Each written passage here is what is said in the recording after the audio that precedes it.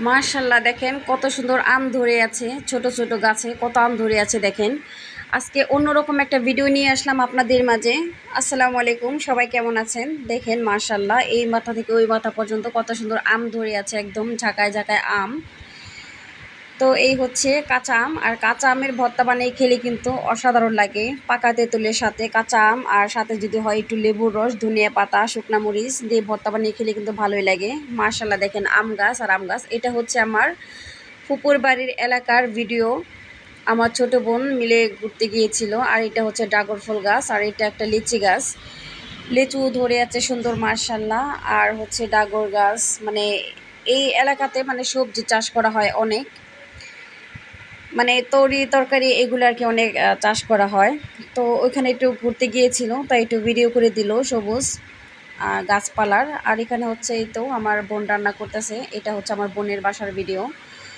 তো ও হচ্ছে রান্না করতেছে, এখন মুরগির মাংস রান্না করব। আমার বড় বোন যে মুরগি খামার দিয়েছিল ওখান থেকে মুরগির বাচ্চা আর কি রান্না করবে। এই তো মুরগির মাংস কেটে ধুয়ে নিয়েছে এখানে, আর মশলা দিয়ে দিচ্ছে এক এক করে, যা মশলা আর কি লাগে রান্না করতে। লবণ, হলুদ, মরিচ, ধনিয়ার গুঁড়া, জিরার গুঁড়া, আদা বাটা, রসুন বাটা, মানে যা যা লাগে আর কি সব কিছু দিয়ে এখন একসাথে গুলিয়ে রেখে, আমরা সব বোনেরা কিন্তু এইভাবেই রান্না করি। সব ধরনের মশলা একসাথে গুলিয়ে নিয়ে কিছুক্ষণ রেস্টে রেখে দিয়ে তারপরে কিন্তু আমরা রান্না করি। আর এটা হচ্ছে পাটায় বেটে নিয়েছে আদা বাটা, রসুন বাটা, আর পেঁয়াজ কুচি করে নিয়েছে। তো এইভাবে রান্না করলে বাটা একটা, মানে বাটা মশলার মতো একটা স্মেল আসে, খুবই ভালো লাগে তরকারি।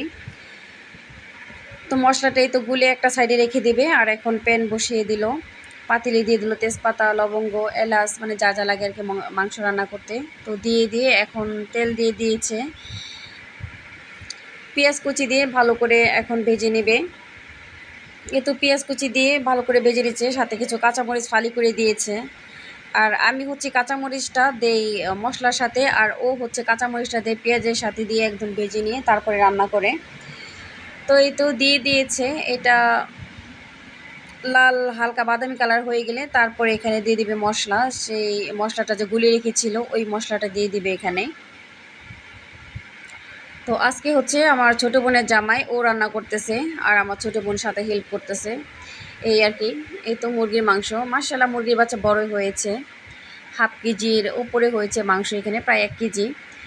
তো এই তো মশলা দিয়ে দিয়েছে, এখন মশলাটা দিয়ে কষিয়ে নিচ্ছে। আর এদিক দিয়ে নাকি কারেন্ট চলে গিয়েছিল।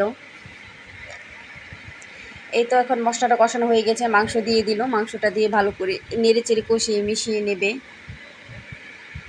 মশলার সাথে মাংসটা ভালো করে কষিয়ে নিয়ে তারপরে এখানে অ্যাড করবে গরম পানি। আর এই তো রান্না হয়ে গেল মুরগির মাংস।